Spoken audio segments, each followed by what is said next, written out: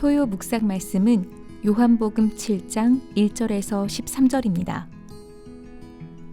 그 후에 예수께서 갈릴리에서 다니시고 유대에서 다니려 아니하심은 유대인들이 죽이려 함이로라. 유대인의 명절인 초막절이 가까운지라. 그 형제들이 예수께 이르되 당신이 행하는 일을 제자들도 보게 여기를 떠나 유대로 가소서. 스스로 나타나기를 구하면서 묻혀서 일하는 사람이 없나니 이 일을 행하려 하거든 자신을 세상에 나타내소서 하니 이는 그 형제들까지도 예수를 믿지 아니함이로라. 예수께서 이르시되 내 때는 아직 이르지 아니하였거니와 너희 때는 늘 준비되어 있느니라. 세상이 너희를 미워하지 아니하되 나를 미워하나니 이는 내가 세상의 일들을 악하다고 증언함이라. 너희는 명절에 올라가라. 내 때가 아직 차지 못하였으니 나는 이 명절에 아직 올라가지 아니하노라. 이 말씀을 하시고 갈릴리에 머물러 계시니라. 그 형제들이 명절에 올라간 후에 자기도 올라가시되 나타내지 않고 은밀히 가시니라. 명절 중에 유대인들이 예수를 찾으면서 그가 어디 있느냐 하고 예수에 대하여 무리 중에서 수군거림이 많아 어떤 사람은 좋은 사람이라 하며 어떤 사람은 아니라 무리를 미혹한다 하나 그러나 유대인들을 두려워함으로 드러나게 그에 대하여 말하는 자가 없더라. 아멘.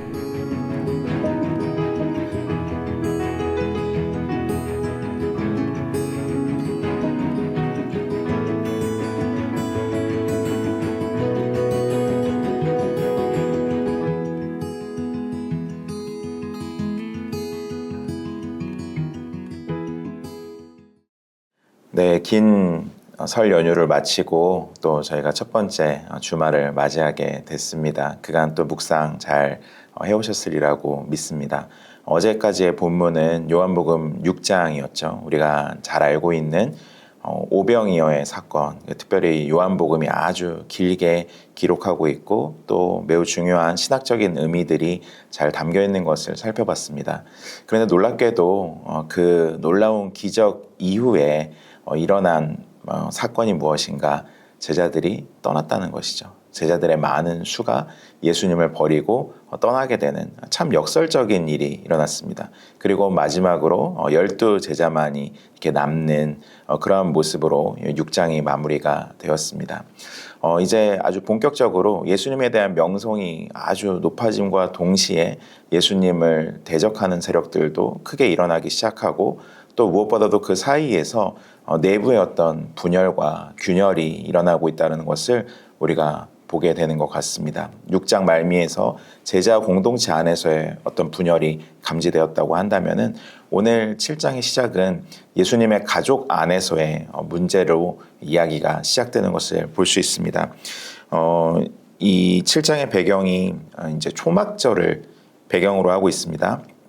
요한복음에서 중요한 것이 바로 명절인데요. 앞에서는 유월절 이야기가 나왔었고 여기서는 초막절을 다루게 됩니다. 잘 아시는 것처럼 유대인들에게 세 가지 중요한 명절이 있죠.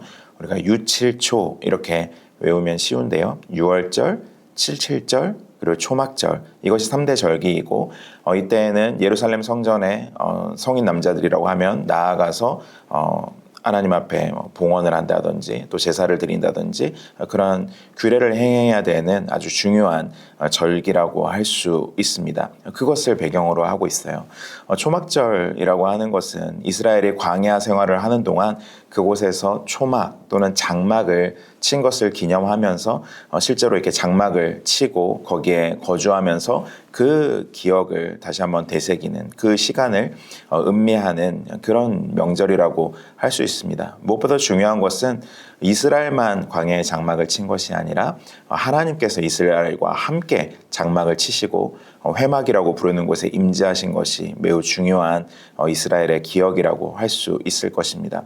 그렇기 때문에 이 초막절을 배경으로 한다는 것은 요한복음 안에서도 굉장히 중요한 의미를 갖는다고 우리가 생각할 수 있습니다. 왜냐하면 우리가 앞서 살펴본 것처럼 예수님께서 이 땅에 오신 사건을 요한복음은 이 땅에 장막을 치신 사건으로 기록하고 있기 때문에 그런 것이죠. 그렇기 때문에 이 초막절에 무슨 일이 일어날까? 과연 이 예수님은 이 초막절에 무슨 행동을 하실까가 우리 독자들로 하여금 굉장히 중요한 궁금증을 유발한다라고 할 수 있겠습니다. 과연 어떤 일이 일어났을까요? 오늘 본문 3절을 보니까요. 그 형제들이 예수께 이르되 당신이 행하는 일을 제자들도 보게 여기를 떠나 유대로 가소서 이렇게 요구하는 일이 기록되고 있습니다. 그 앞에 1절을 보면은 예수님께서 더 이상 유대에서 다니려 하고 싶어 하지 않으셨다라는 기록이 있어요. 왜냐하면 유대인들의 예수님을 죽이려는 음모가 본격적으로 발동됐기 때문이다라는 것이죠. 그래서 갈릴리를 배경으로 활동하시고 유대 쪽으로 나아가지 않으셨다라는 기록이 있습니다. 그것이 참 답답했던 것 같아요. 형제들이 보기에 예수님 기왕에 할 거면 또 이런 일, 곧 예수님의 능력을 얘기하는 거겠죠. 어떤 기적도 베풀고 능력도 행하고 또 말씀도 잘 가르치시는데 그럴 것 같으면은 종교의 본산지라고 할 수 있는 유대 곧 예루살렘이 있는 성전으로 가서 거기서 활동을 해야지 왜 이 먼 갈릴리 총구석에서 이러고 계시냐라고 하면서 예수님을 약간 몰아붙이는 그런 말을 하는 것을 우리가 보게 됩니다. 그러면서 4절에 이런 이야기를 하죠. 스스로 나타나기를 구하면서 묻혀서 일하는 사람이 없나니 이 일을 행하려 하거든 자신을 세상에 나타내소서. 나타내려면은 더 적극적으로 뭔가를 모색하고 드러내야지 왜 구석에 숨어서 이렇게 가리우고만 있냐 이렇게 핀잔을 주듯이 말하고 있습니다. 왜 이 형제들에 대해서 제가 이렇게 좀 부정적인 코멘트를 할까요? 왜냐하면 5절이 그것을 말씀하고 있기 때문입니다. 이는 그 형제들까지도 예수를 믿지 아니함이기 때문이다. 형제들이 예수를 믿지 않았다는 거예요. 그러니까 형제들이 예수를 믿지 않았다는 것은 예수님이 기적 행하고 능력 행하는 것 그 자체를 부인했다는 것이 아니라 예수님의 방식을 인정하지 않았다는 것입니다. 예수님이 하고 계시는 일들을 이해하지 못했다라고도 생각해 볼 수 있습니다. 이것은 우리가 처음에 생각해 봤던 6장 말미에 많은 제자들이 예수님을 떠나갔던 것도 우리가 연결지어서 생각해 볼 수 있는 것이죠. 왜냐하면 제자를 다 그거 봤잖아요. 예수님의 위대한 능력을 다 보지 않았습니까?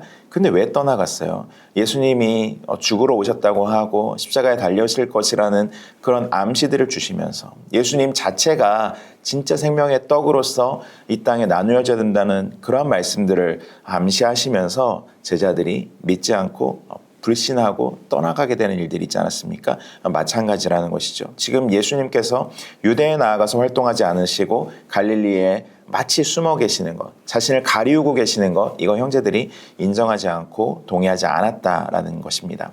오늘 본문에서 중요한 주제가 있다라고 한다면은 바로 드러냄과 또 숨김, 이 두 가지 서로 상반되는 동작이 오늘 본문의 굉장히 중요한 요소라고 할 수 있습니다. 왜 드러내지 않았습니까? 왜 숨기고만 있습니까? 이렇게 형제들이 묻고 있죠. 근데 예수님께서는 좀 단호하게 거절하십니다. 나는 아직 드러날 때가 되지 않았다. 내 때가 이르지 않았다. 8절 말씀인데요. 너희는 명절에 올라가라. 내 때가 아직 차지 못하였으니 나는 이 명절에 아직 올라가지 아니하노라. 이 말씀을 하시고 갈릴리에 머물러 계시니라. 얼마나 좋을 때입니까? 초막절 유대인의 3대 절기라고 했고 정말 수많은 사람들, 많은 인파가 예루살렘에 몰릴 텐데요.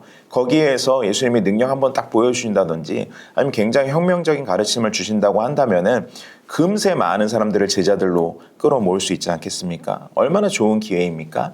그런데 예수님께서는 그 기회를 거절하십니다. 나는 아직 내 때가 차지 않았다는 것을 알고 있다. 그러니까 나는 가지 않겠다. 너희들이나 가라. 지금 예수님의 형제들의, 예수님의 동생들의 이 동기가 무엇입니까? 기왕에 할 거면 유명하게 멋지게 해야 된다는 것이죠. 그들 가운데 딱 사로잡고 있는 내적 동기가 무엇인가라고 묻는다면 그것은 야망이라고 말할 수 있을 것 같습니다. 야망. 그래도 이 땅에 태어났으면 뭔가 보여줘야 되는 거 아니냐.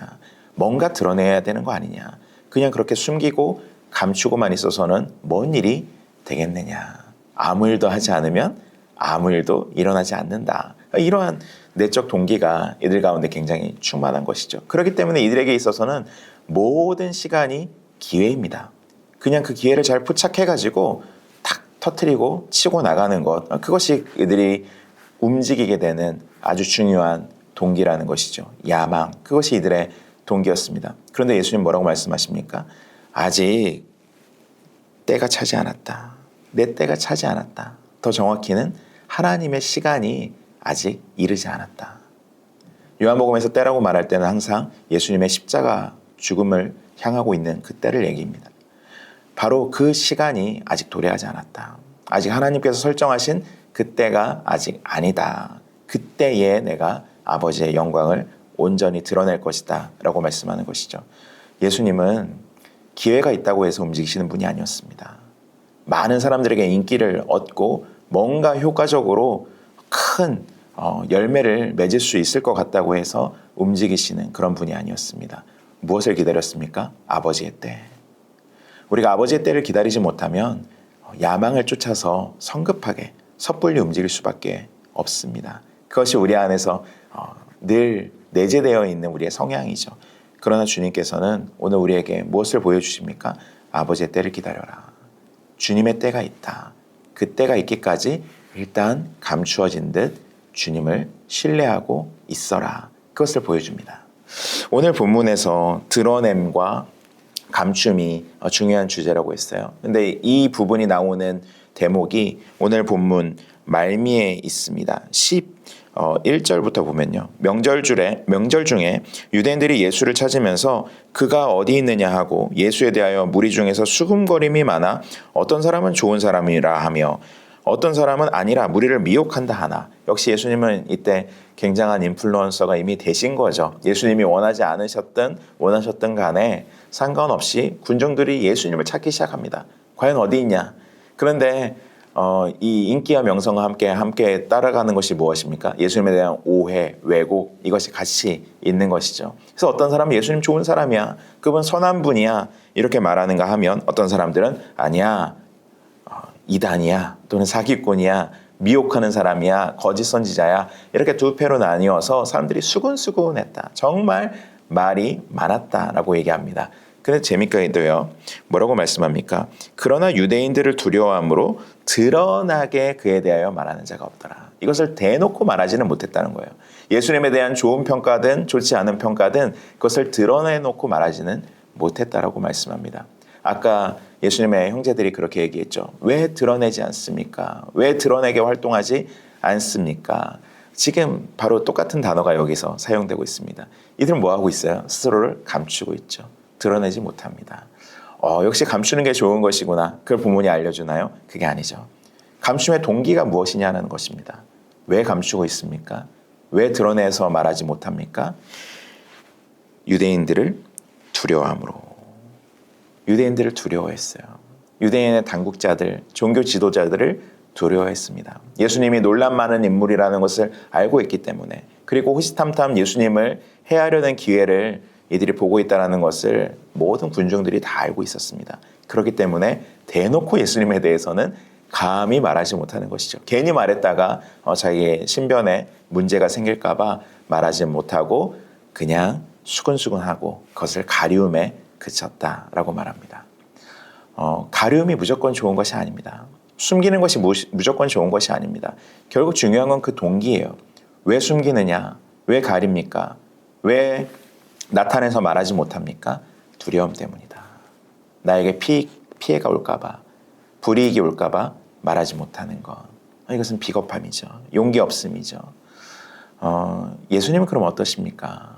예수님은 어떠신 분입니까? 예수님 비겁하신 분인가요? 예수님도 유대인들을 무서워가지고 지금 예루살렘에 못 가시는 것은 아니었습니까? 그런데 오늘 본문은 아주 재미있는 이야기를 기록합니다. 다시 조금 거슬러 올라와서 10절을 보면요. 그 형제들이 명절에 올라간 후에 자기도 올라가시되 나타내지 않고 은밀히 가시니라 말씀합니다. 예수님이 안 가신다 그랬어요. 나 안 간다. 너네들은 가라. 그렇게 말씀하시고는 가셨어요. 예루살렘에 올라가셨습니다. 그런데 올라가시는데 어떻게 올라가셨어요? 나타내지 않고 개선장군처럼 예루살렘에 올라가지 않으시고요. 은밀히 가셨다라고 말씀합니다. 감추면서 가셨습니다.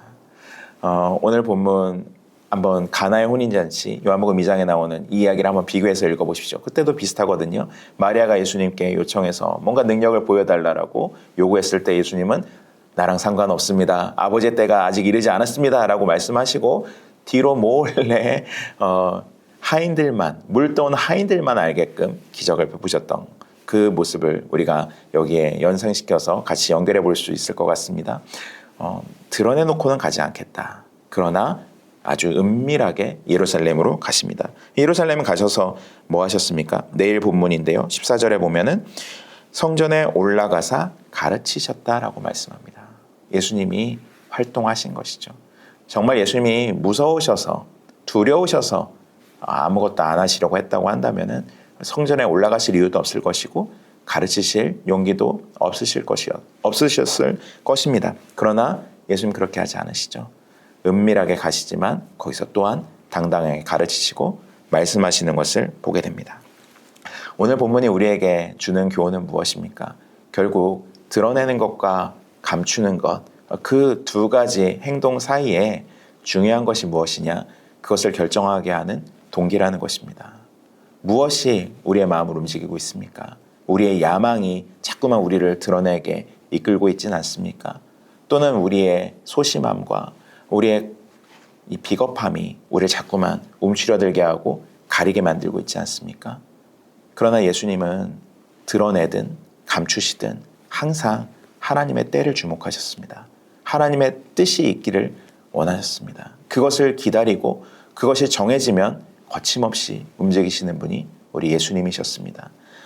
우리도 그러한 분별력이 있기를 소원합니다. 이 아침 우리가 이 말씀을 붙들고 기도할 때 주님 우리에게 때를 분별할 수 있는 지혜를 주십시오. 언제 드러내야 되고 언제 감춰야 될지 그것이 그 동기가 그 중심이 우리 자신에게 있지 아니하고 하나님께 있게 하여 주십시오.